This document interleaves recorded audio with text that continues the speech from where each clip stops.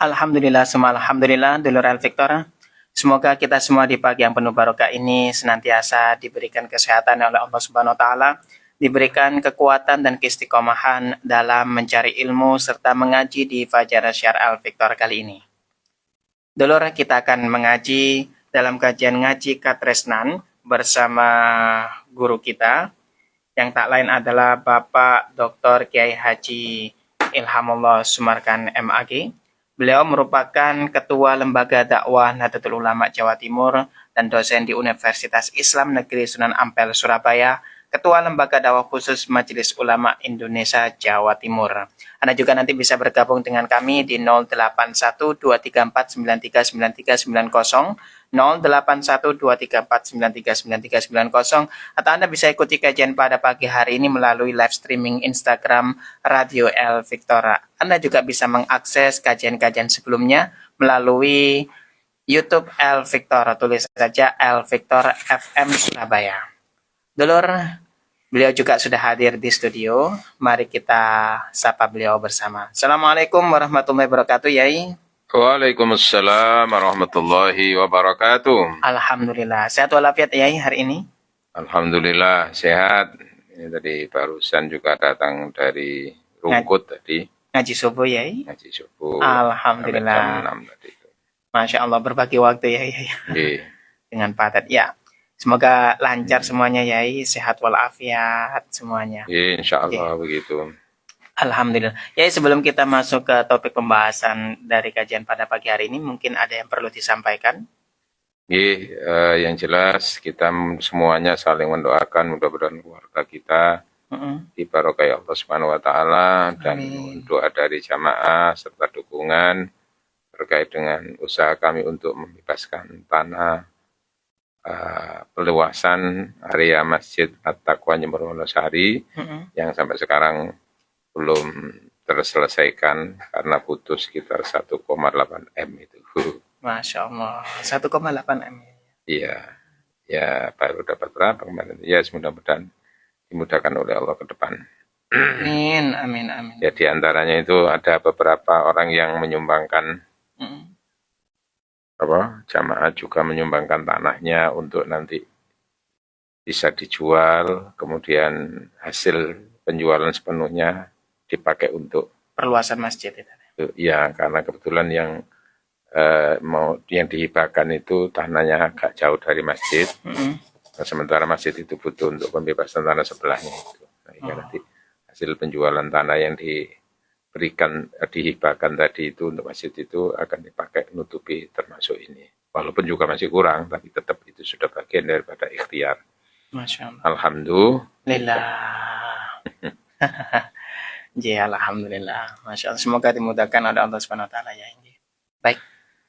Ya, tema kita adalah hukum menikahi mantan mertua. Allah, astagfirullah. Ini yang lagi viral itu tadi, ya. Hukum lagi viral, apalagi viral. Lagi viral. Hukum menikahi mantan mertua. Kasusnya itu yang siapa? Rizky apa siapa itu? Rosi atau gimana? Ya, sama yang Norma itu. Ya, mantan istrinya kan Norma itu. Mertuanya nggak disebutkan jenenge itu. Mertua perempuannya itu. Okay. Hukum menikahi mantan mertua, ngoten nggih? Iya. Nggih. Monggo ya. Menikah itu berarti posisi laki-lakinya. Menikah itu kan berarti kalau perempuan kan dinikahi. Oh iya. Ya, menikahi berarti yang menikah itu laki-laki, mertua berarti itu posisinya adalah mertua perempuan. Oke. Monggo ya, silakan. Assalamualaikum warahmatullahi wabarakatuh. Waalaikumsalam warahmatullahi wabarakatuh. Bismillahirrahmanirrahim. Alhamdulillahirabbil alamin. Wassalatu wassalamu ala asyrafil anbiya wal mursalin wa ala alihi washabihi wa dzurriyyatihi ajmain, amma ba'd. Faqad qala ta'ala a'udzu billahi minasyaitonir rajim. Hurrimat alaikum ummahatukum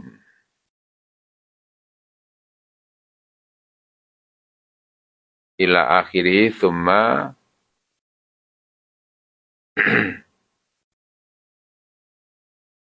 wa ummahatu nisaikum allati wa ummahatu nisaikum wa akhawatikum. Ini saya bacakan ayat lengkapnya. A'udzubillahi minasyaitonirrajim. Hurrimat alaikum ummatukum wa banatukum wa akhawatukum wa ammatukum wa khalatukum wa banatul akhi wa banatul ukhti wa ummahatukum allati ardha'nakum wa akhawatukum minar ardha'ah wa ummahatu nisaikum wa raba'ibukum allati fi hujurikum min nisaikum allati takhaltum bihinna fa illam takunu takhaltum bihinna fala junahaikum. Sadaqallahu alaihi.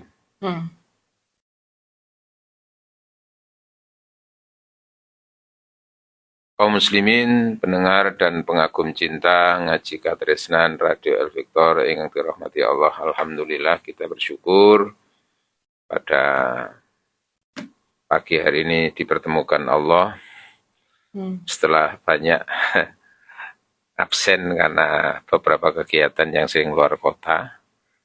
Hari ini alhamdulillah berkesempatan untuk bisa hadir komunikasi dengan para jamaah. Tema kita adalah hukum menikahi mantan mertua. Ya. Kasus ini muncul dalam minggu-minggu ini ya, minggu-minggu ini atau minggu kemarin, ada seorang laki-laki menikahi seorang wanita. Setelah berjalan, ternyata pada saat itu pula si laki-laki itu tertarik juga sama mertuanya, dan juga mertuanya juga tertarik sama menantu laki-laki itu. Itu namanya tir podo irenge, sir podo gendenge. Tir podo irenge, sir podo gendenge. Nah, terus kasus itu terbongkar ketika ada laporan dari pihak istri bahwa suaminya berselingkuh dengan ibunya itu. Terus kemudian muncul keinginan berikutnya dari laki-laki tadi itu, Mas Sopo Rosi ya, ya RZ singkatan gitu. Itu mau menikahi mertuanya untuk menebus dosa, kan begitu toh? Menebus dosa itu benar apa enggak itu? Nah, jadi begini, kita bicara dari sisi aspek hukum ya, bukan mata-mata untuk menebus dosa atau tidak menebus dosa, malah bisa saja menebus dosa menjadi dosa. Itu ada yang istilah menyelesaikan masalah dengan masalah. Tapi ada menyelesaikan masalah tanpa masalah. Nah, yang diharapkan kan menyelesaikan masalah tanpa masalah. Nah, ini apakah betul itu menyelesaikan masalah itu untuk menebus dosa tadi itu? Jadi begini. Di dalam Islam itu ada kelompok-kelompok muharramat. Kelompok wanita-wanita yang haram untuk dinikahi oleh seorang laki-laki. Nah, kelompok wanita-wanita yang haram untuk dinikahi laki-laki itu ada kelompok karena ia nasab. Hubungan mahram, hubungan nasab. Yang hubungan nasab itu sebagaimana yang ada digambarkan di dalam Al-Quran surat An-Nisa ayat 23. 23. Ya, 23. Ya, bisa dibaca. A'udzubillahi minasyaitonirrajim. Hurrimat alaikum ummatukum wa banatukum, diharamkan bagi kamu ibu-ibumu. Ya, ibu yang melahirkan. Wa banatukum, dan anak-anak perempuan kamu. Berarti anak sendiri, anak kandung. Wa akhawatukum, dan saudara-saudara perempuan kamu. Saudara ya, saudari perempuan. Wa ammatukum, bibik-bibik kamu. Ya, bibik dari ayah. Wa khalatukum, dan bibik dari ibu. Bisa, ke? Bibik itu haram selamanya ya. Wa banatul akhi, dan anak keponakan, berarti apa? Anaknya saudara. Wa banatul ukhti, dan anak perempuan dari saudara perempuan. Ponaan kan itu. Wa ummahatukum allati arda'nakum, dan perempuan-perempuan atau ibu-ibu yang menyusui kamu. Ini namanya ibu pesuson ya. Ketika semasa kecil itu sempat menyusui itu. Ya. Ada yang mengatakan minimal itu sudah sampai 3 kali tegukan air susu itu. Baru itu diharamkan untuk dinikahi. Jadi ibu yang menyusui dan sekaligus saudara wa akhwatum minad doa, dan saudara sepesuson. Oh. Jadi kan biasanya kan seorang ibu itu bisa menyusui kan saat itu jika dia punya anak kecil. Kalau nggak punya anak kecil kan nggak bisa nyusun. Bisa keluar, nggak keluar. Sedet pakai apa ya kak iso itu ya. Karena memang itu rezekinya anak yang keluar tadi itu. Nah itu kebetulan punya anak perempuan yang menyusui itu. Nah ini berarti kan saudara sepesuson itu. Itu haram untuk dinikahi. Iya selamanya. Wa ummahatuna ini wa ummahatun nisaikum, dan ibu dari istrimu. Nah berarti mertua. Ya.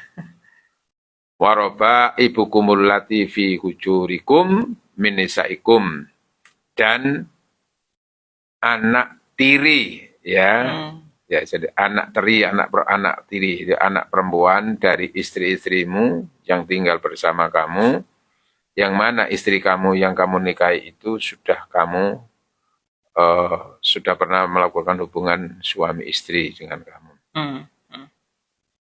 Jadi menikahi seorang janda, kemudian janda itu punya anak perempuan. Maka anak perempuan itu hukumnya haram dinikahi laki-laki tadi itu, dengan catatan apabila dengan ibunya itu sudah terjadi hubungan suami istri. Iya. Ya. Fa illam takunu takhaltum bihinna, namun jika ketika kamu menikahi seorang janda tadi itu lalu belum melakukan hubungan suami istri, terus kamu cerai. Iya. Kemudian berpindah kepada anaknya, anak perempuannya, ya kan? Boleh. Fala junaha alaikum, maka tidak ada dosa. Tidak ada dosa bagi kamu. Boleh kalau belum terjadi hubungan suami istri. Asalkan belum terjadi hubungan suami istri dengan mertua dengan jandanya tadi, dengan ibunya tadi itu. Nah, terus wahala ilu abnaikumul ladzina min aslabikum, dan istri-istri dari anak kandungmu, berarti menantu. Menantu dari anak kandung, bekas menantu dari anak kandung itu haram untuk dinikahi. Nah, gini. Jadi begini, di dalam tataran hukum fikih Islam, mereka-mereka yang haram dinikahi itu ada karena kerabat, karena ada hubungan nasab. Ya. Yang kedua karena ada hubungan perkawinan, musyawarah. Yes. Kalau karena nasab, jelas. Terus ada karena nasab, ada karena juga pesuson tadi itu. Oh iya. Kalau karena nasab dan karena pesuson tadi itu haram untuk berlaku selamanya. Menikahi saudara perempuan, menikahi ibu kandung, menikahi mbahnya, bibi tadi itulah ya, bibi dari ayah, bibi dari ibu, semuanya itu. Saudara kandung, semuanya itu haram untuk selamanya. Ya. Kemudian kalau mahram karena pernikahan,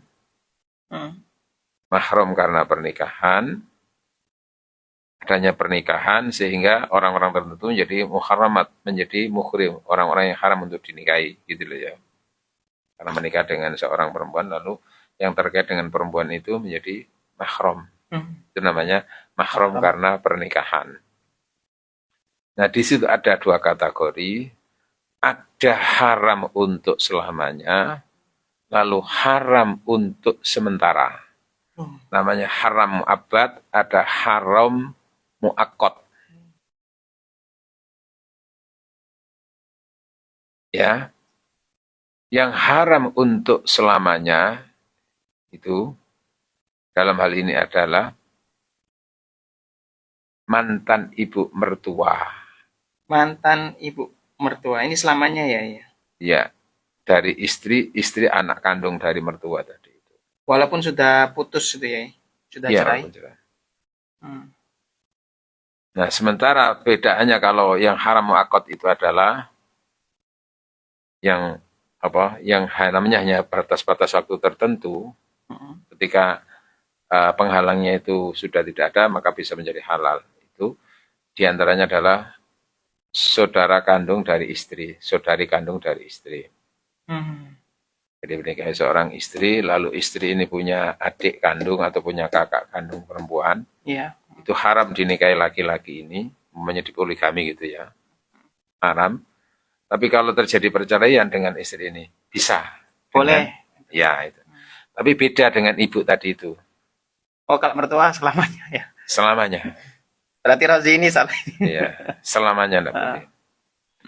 Kemudian juga terkait dengan anak tiri. Anak tiri itu berarti apa? Gawani bojo. Iya. Jadi menikahi seorang janda, lalu kebetulan janda ini punya anak perempuan. Setelah dinikahi janda itu dengan pernikahan yang sah ya, lalu sudah terjadi hubungan suami istri. Kemudian cerai umpamanya atau diceraikan, itu tidak boleh untuk menikahi anak tiri ini. Selamanya. Itu selamanya juga? Ya. Beda dengan yang saudara tadi itu. Beda. Iya. Anak ini. Kalau anak tiri ya. Berarti. Ya. Kalau sama-sama anak tiri ya? Sebentar sih. Oh iya. Nah, ketika menikahi janda tadi itu secara sah, lalu belum terjadi hubungan suami istri apapun, lalu laki-laki ini menceraikan janda tadi itu. Belum terjadi hubungan suami istri ya. Terus milih anaknya, itu namanya anak tiri tadi kan, anak kawan tadi itu. Dan kebetulan anak yang tiri juga mau, soalnya pada cerongohan mungkin. Maka selama dengan ibunya tadi belum terjadi hubungan suami istri, itu boleh. Boleh ya. Tapi kalau sudah terjadi tadi itu, selamanya nggak boleh. Artinya mu'akkad ini tadi. Ya, yang termasuk mu'akkad itu. Kemudian juga wahala ilu abnaikumul ladzina min aslabikum, dan menantu kamu atau bekas menantu kamu dari anak laki-lakimu sekandung. Terus anak laki-laki sekandung menikah dengan seorang perempuan, terus umpamanya anaknya laki-laki ini meninggal, berarti kan menantunya kan janda. Atau mungkin cerai gitu ya. Itu haram bagi mertua tadi untuk menikahi menantu tadi ini. Mertua karena anak kandung. Karena anak kandung. Tapi kalau anak yang dinikahkan tadi itu anak laki-laki itu adalah anak pupon. Anak pupon itu apa? Anak adopsi. Iya. Anak angkat lah gitu. Iya, anak angkat. Gak ada hubungan darah. Menikah dengan seorang perempuan, maka ini tidak ada hubungan darah. Lalu cerai umpamanya begitu, boleh mertua tadi itu menikahi mantan menantu dari anak angkat tadi itu. Seperti yang dialami Rasulullah Muhammad SAW, punya anak angkat namanya Zaid bin Harithah, bekas budak Rasulullah, lalu dimerdekakan. Kemudian setelah dimerdekakan, ia merasa nyaman ikut Rasulullah. Nggak mau pulang ke orang tuanya. Ikut Rasulullah, menjadi orang Islam, terus diangkat anak menjadi anak angkat oleh Rasulullah. Pada saat dewasa, dinikahkanlah dengan perempuan dari keturunan Quraisy, keturunan bangsawan, menikah dengan Zainab. Nah, di kemudian hari ternyata Zaid dan Zainab itu bercerai karena tidak nyambung psikologinya itu.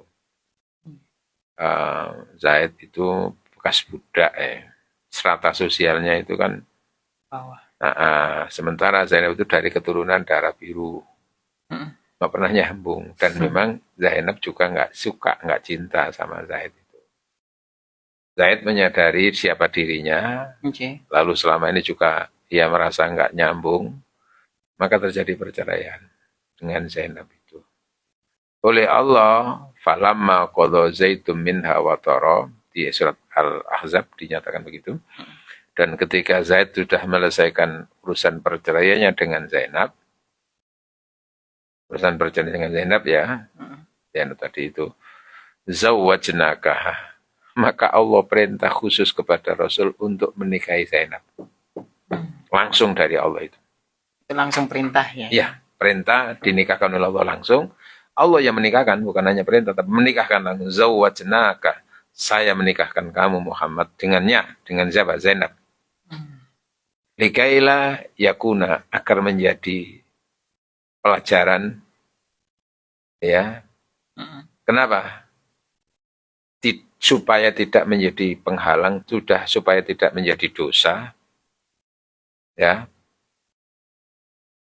Likaila yakuna harajun, supaya tidak ada dosa di antara kalian, fi azwaji ad'aya imidha qadha minhunna watara, untuk menikahi bekas menantu dari anak angkat. Ketika perceraian sudah selesai urusan idahnya itu. Nah, Rasulullah itu menikahi Zainab itu menantu. Tapi menantu dari anak angkat. Tidak apa-apa gitu loh. Nggak apa-apa ya. Nah, ini bedanya di situ. Nah, kembali kasusnya tentang Rozi tadi itu ya, dengan ibu mertuanya itu. Alasannya mau menikahi ibu mertuanya, alasan untuk menebus dosa zina. Ya, bahasanya memang bagus. Gitu ya. Tapi itu sangat membius itu nanti itu. Kok menebus dosa zina itu. Ada beberapa penghalang dari sisi tadi itu. Karena mertua itu haram untuk dinikahi selamanya. Haram dinikahi untuk selamanya. Mertua dari istri anak kandung tadi kan. Itu kan anak kandung itu dari ibu Sopo itu. Ibunya Risma itu, ibunya Rima ya. Iya. Norma apa ya? Norma. Itu kan ibu kandung. Iya. Maka ya haram. Ini yang selamanya ya? Ya selamanya. Beda dengan saudari tadi. Iya. Beda. Namanya Norma tadi dinikahi terus punya adik perempuan. Ternyata suaminya menzinai apa itu? Menzinai adik perempuannya. Lalu untuk menebus sudah mau dinikahi. Itu bisa dengan catatan nanti ini istrinya yang ini saya itu diceraikan dulu. Diceraikan. Nah gitu. Bisa. Tapi kalau ini yang menikahi mertuanya itu walaupun diceraikan atau enggak itu haram untuk selamanya. Karena statusnya adalah muhrim karena pernikahan dan status berikutnya adalah muhrim mu'abbad. Setelah itu haramnya itu untuk selamanya. Itu yang pertama. Yang kedua,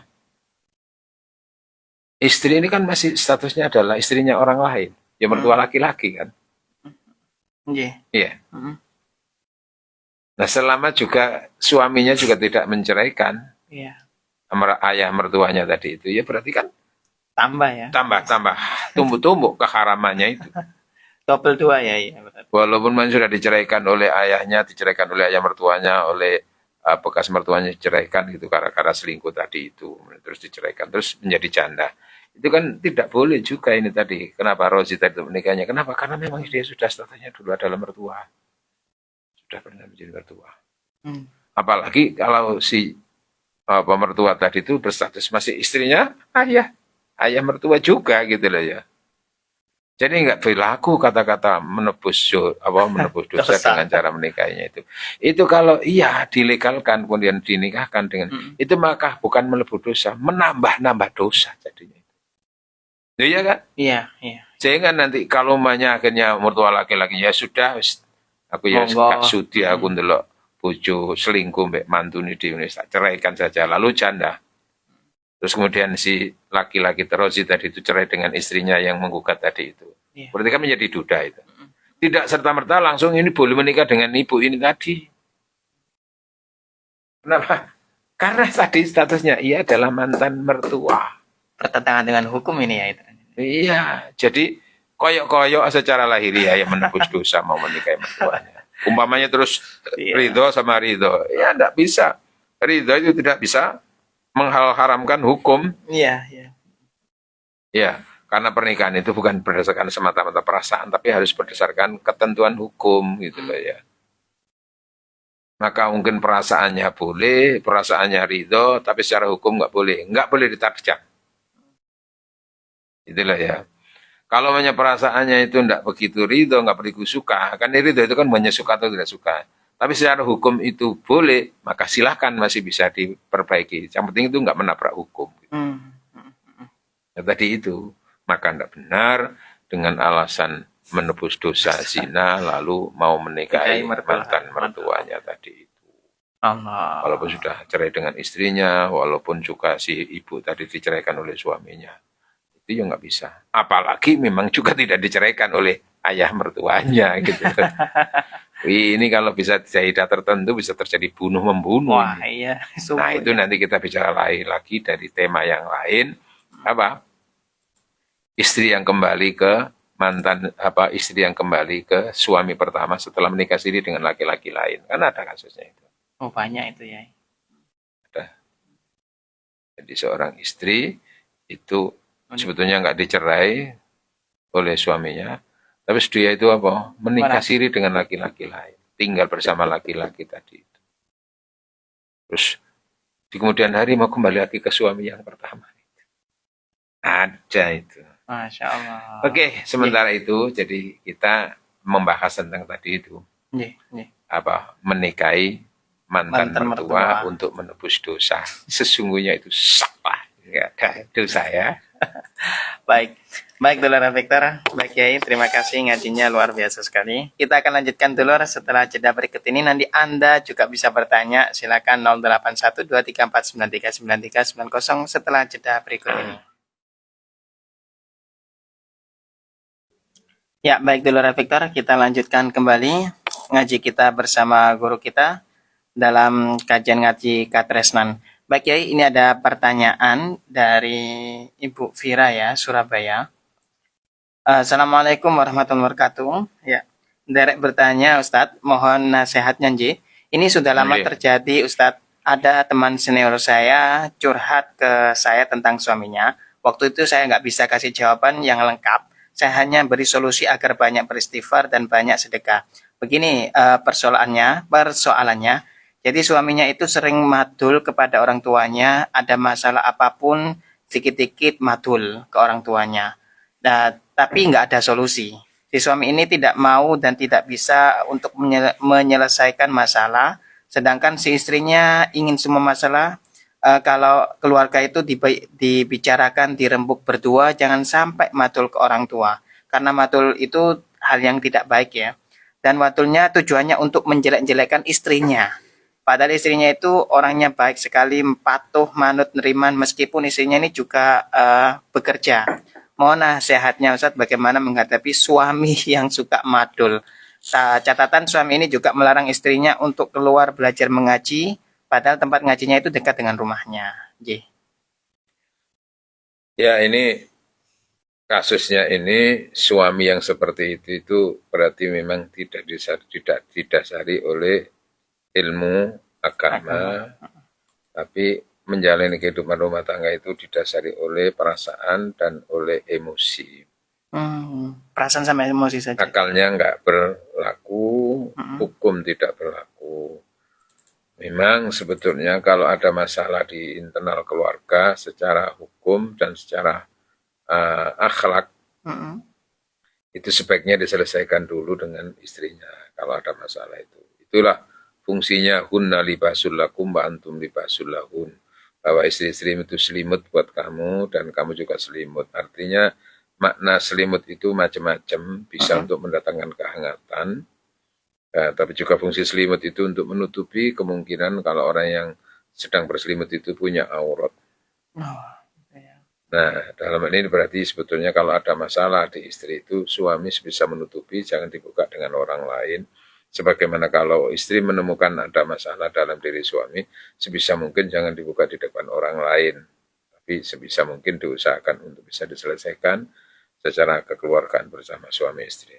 Hmm. Ya persoalannya ketika seorang suami itu tidak punya landasan ilmu yang cukup, jiwa yang matang, ilmu fikihnya nggak ngerti, akhlaknya nggak menunjang, maka lalu tanpa peduli itu semuanya dia curhat sama orang tuanya, menjelek-jelekkan kepada orang dengan orang tuanya, menjelekkan istri di depan orang tuanya.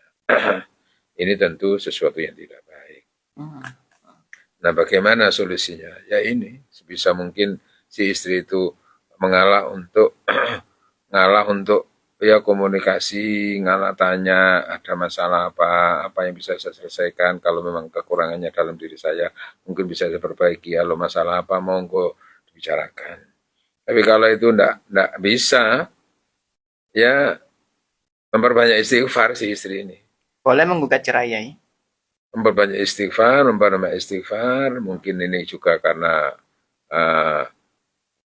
teguran dari Allah ketika milih pasangan suami istri itu tidak begitu peduli dengan urusan istikharah, tidak peduli dengan akhlaknya dulunya itu. Ini kan karakternya, akhlak itu kan karakter akhlak seorang laki atau perempuan itu kan memang sangat diketahui ketika sudah menjadi suami istri. Iya. Terus jeruani gitu loh ya.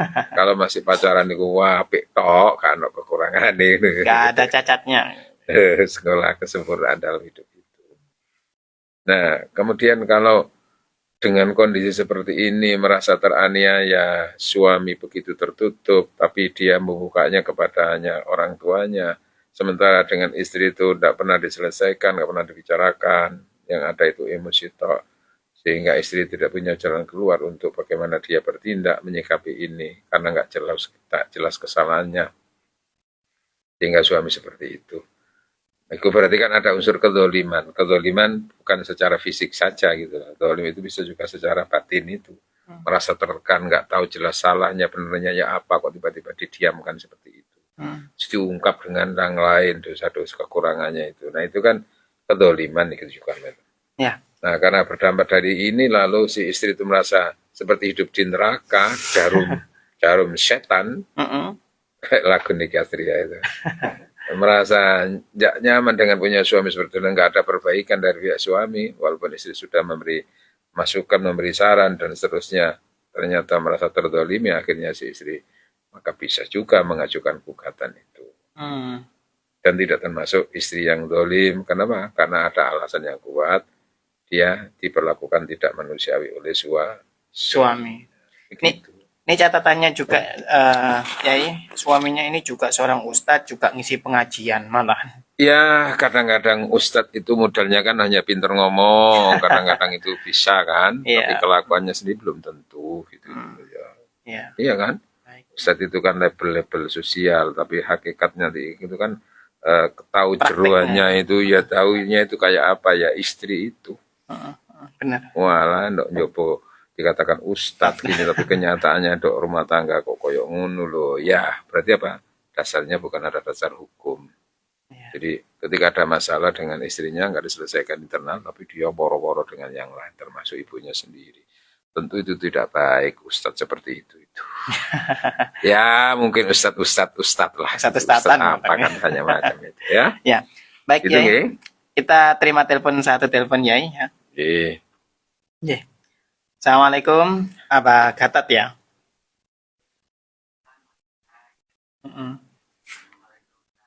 Waalaikumsalam. Ya, hanya sekedar pertanyaan untuk lebih jelasnya. Tadi kan ada keterangan ipar atau anak mertua itu tidak boleh dinikahi ketika sudah didobel kan istilah ini. Tapi kalau belum boleh kan anak tiri Pak tadi, anak tiri yang boleh dinikahi. Ya, kalau ibunya sudah dinikahi secara sah dan terjadi hubungan suami istri, maka anak tiri tadi itu selamanya haram dinikahi oleh menikahi seorang janda. Terjadi hubungan suami istri, terus diceraikan, kemudian pindah nang anake, ya, dan anake jo gelem kadang-kadang, maka halal itu. Halal. Nah, yang saya tangkap tadi kan yang perlu saya perjelas kan penghalangnya ketika sudah berhubungan dengan suami istri. Tapi ketika belum, maka menjadi halal. Boleh. Anak dirinya itu. Iya, asalkan dicerai dulu, aja ceraikan. Yang menjadi pertanyaan saya, itu tidak bareng di kota. Anak tiri plus ibu dinikahi bareng. Ya, iku arane gendeng bareng-bareng ya. Iya. Iya, gendeng bareng-bareng itu. Sir foto ireng, sir foto Itu gendengnya. ya bisa saja, wis gak apa-apa nak, kan ya mbak ibu ya mbak anakku mesisan wis ramuten dhewe anakku, aku ya ramuten kok, iku ya ramuten. Kon sing penting kon ya iso mampu ngono. Lho umpamane ngono, iku ya gendeng kabeh wong telu iku. Karena tidak, iya, jadi hukum itu tidak boleh dikalahkan oleh perasaan, Pak. Ya, termasuk kasus yang, ya, oke, termasuk kasus yang ada kadang-kadang itu seorang istri merelakan suaminya menikah lagi, asalkannya dinikah adiknya, supaya bisa merasakan bersama. Karena aku sudah merasa dengan adik juga seperti diriku sendiri. Wis timbangan sama kepen nabi mana mas, wis kapo adik gue, jadi ngono popong kewarisan wis gak mlebu nanti wis nang adikku dhewe. Mau ridho ngono iku suami istrinya, terus adiknya juga ridho dan suaminya. Itu pernikahan yang haram. Oh, gitu loh. Karena apa? Wa akhwatu nisaikum, dan saudara-saudara perempuan dari istrimu itu sudah haram itu, kecuali tadi terjadi perceraian, kemudian menikahi adiknya atau mbaknya boleh. Gitu ya.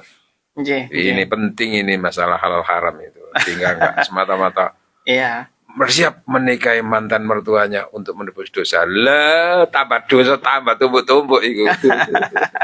Ya zinanya itu sudah dosa tapi lebih tumbuk lagi dosanya yang dizina itu mertuanya. Hukum lagi ya. Wah ya, apalagi juga sudah bersuami istri. Wah, itu aja sudah beda kan? Zina antara mukson dengan ghair mukson itu, yang sudah bersuami istri kok zina, yang belum itu ya sama-sama zina tapi beda kan hukumannya. Kalau belum bersuami istri kok menikah berzina itu cambuk kan, tapi kalau sudah punya suami istri kok berzina itu hukumannya kan bukan cambuk tapi dirajam. Lebih tajam kan itu, lebih kejam kan itu. Kematian ya. Dilampari batu sampai mati. Loh itu loh ya. Nah ini apalagi ini mertuanya sendiri. Wes. Ya itulah kalau orang hidup tidak berdasarkan agama itu. Ya. Benar. Terima kasih semuanya. Mudah-mudahan penjelasan ini ada ilmu yang bermanfaat bagi kita semuanya. Amin. Terima kasih. Ihdinas siratal mustaqim. Wassalamualaikum warahmatullahi wabarakatuh.